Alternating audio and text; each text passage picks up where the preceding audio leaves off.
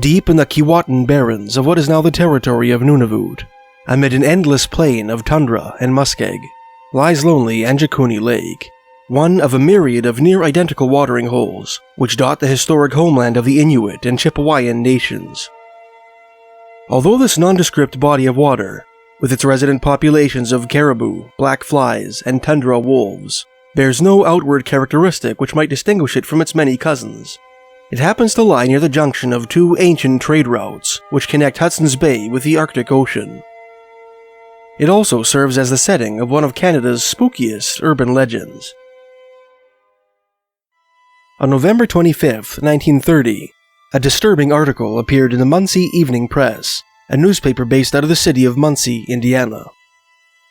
In a front-page piece complete with 3 photos, journalist Emmett E. Kelleher, a reporter for the Newspaper Enterprise Association, based out of the northern frontier city of La Pas, Manitoba, described the mysterious disappearance of an Inuit village on the shores of northerly Angikuni Lake.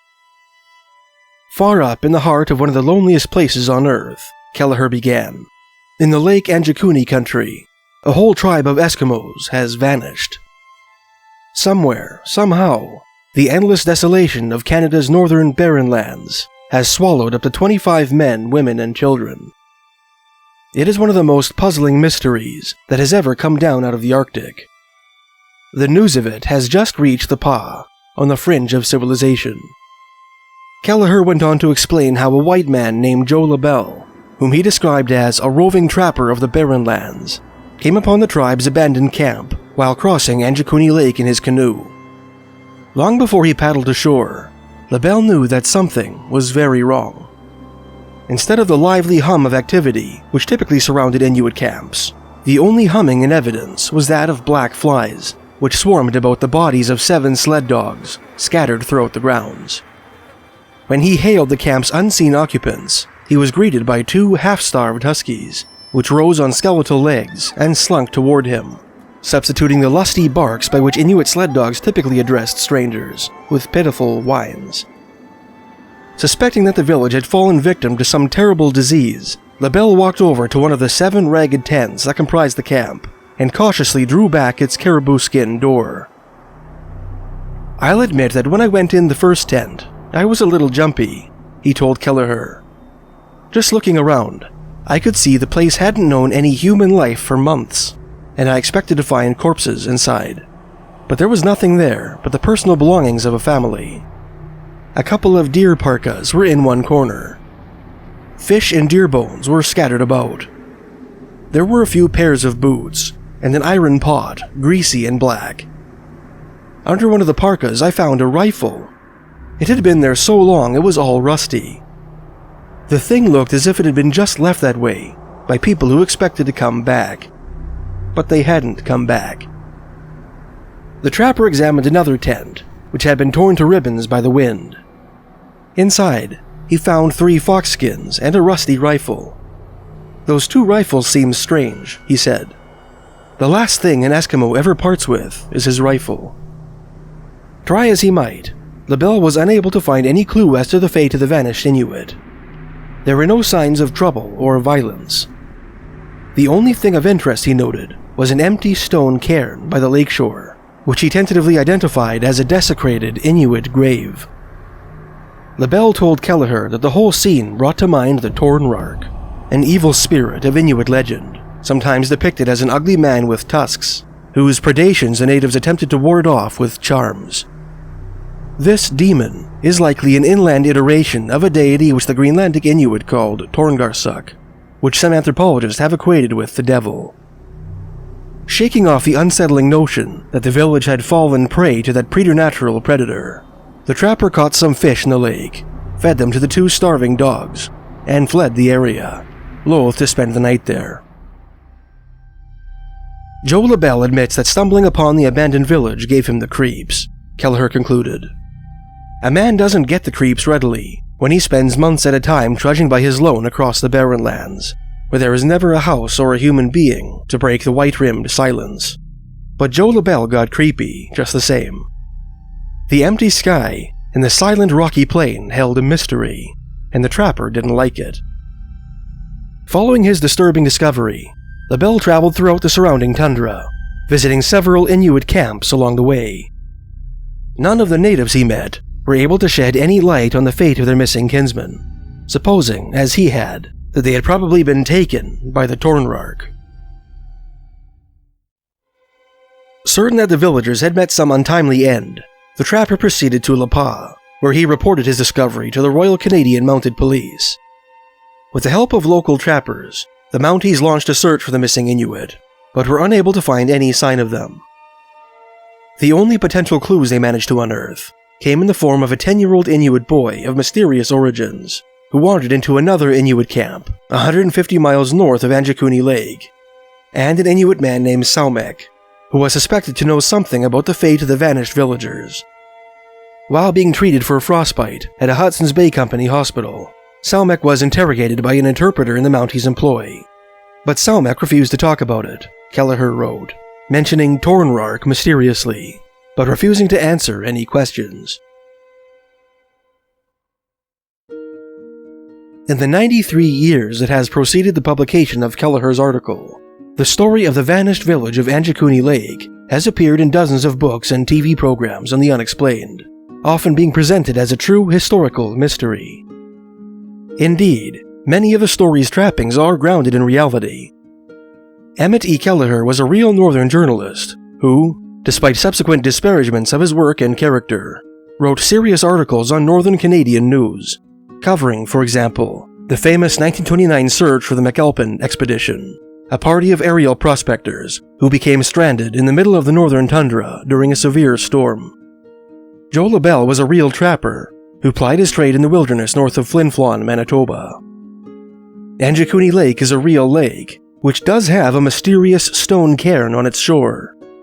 This structure, incidentally, was rediscovered by Canadian wildlife biologist and author Farley Mowat in 1948, who described it in his 1961 book, Ordeal by Ice, writing that it was not of normal Eskimo construction, and proposing that it was erected by either Hudson's Bay Company explorer Samuel Hearne, who visited the lake in 1770, or perhaps by Captain Francis Crozier, a member of the ill-fated Franklin expedition, who, in 1848, vanished without a trace, along with 105 of his men, somewhere in the Arctic wilderness.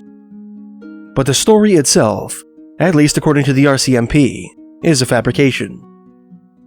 The Mounties' first public rebuttal to Kelleher's story was allegedly made less than 2 months after the article's first publishing in the Muncie Evening Press.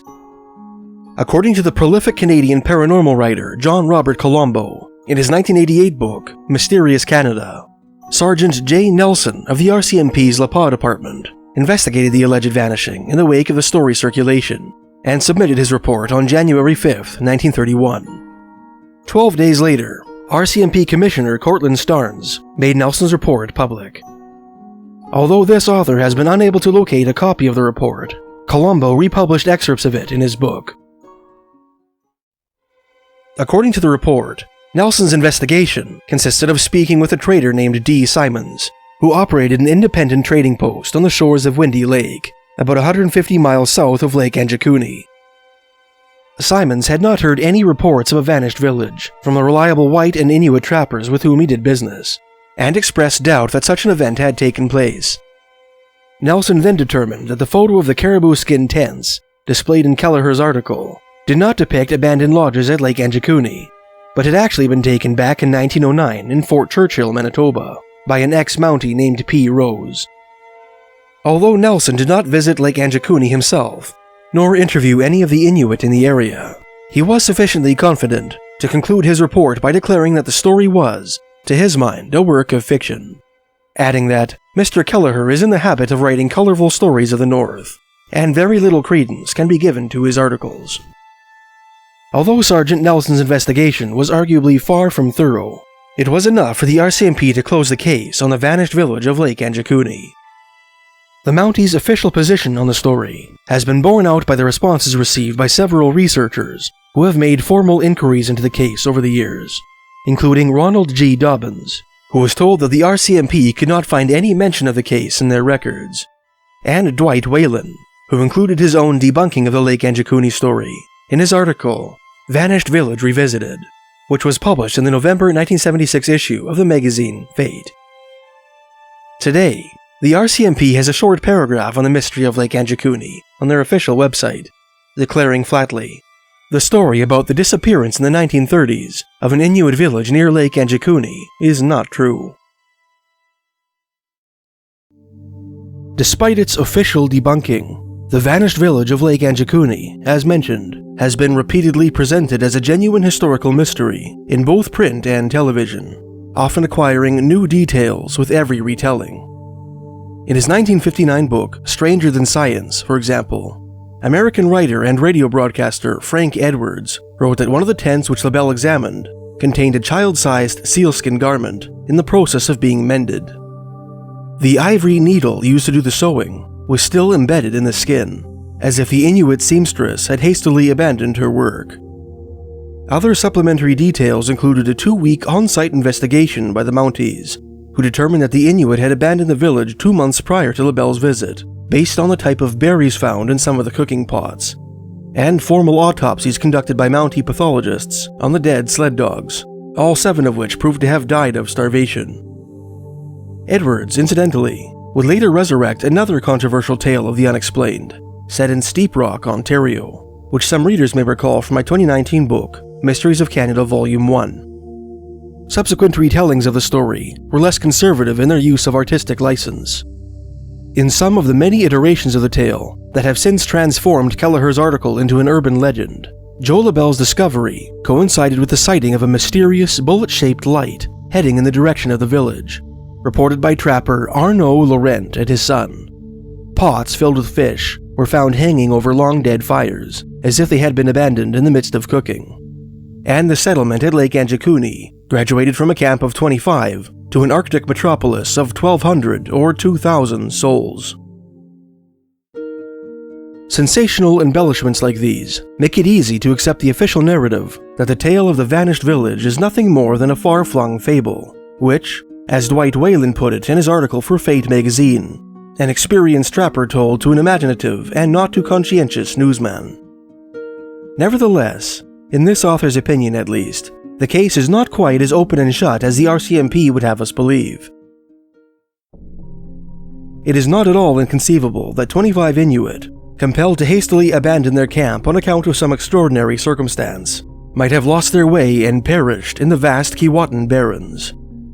As mentioned, 82 years before the publication of Kelleher's article, Captain Francis Crozier and 105 survivors of the disastrous Franklin expedition, a voyage of Arctic exploration conducted for the purpose of discovering the Northwest Passage, vanished without a trace in that very same stretch of wilderness.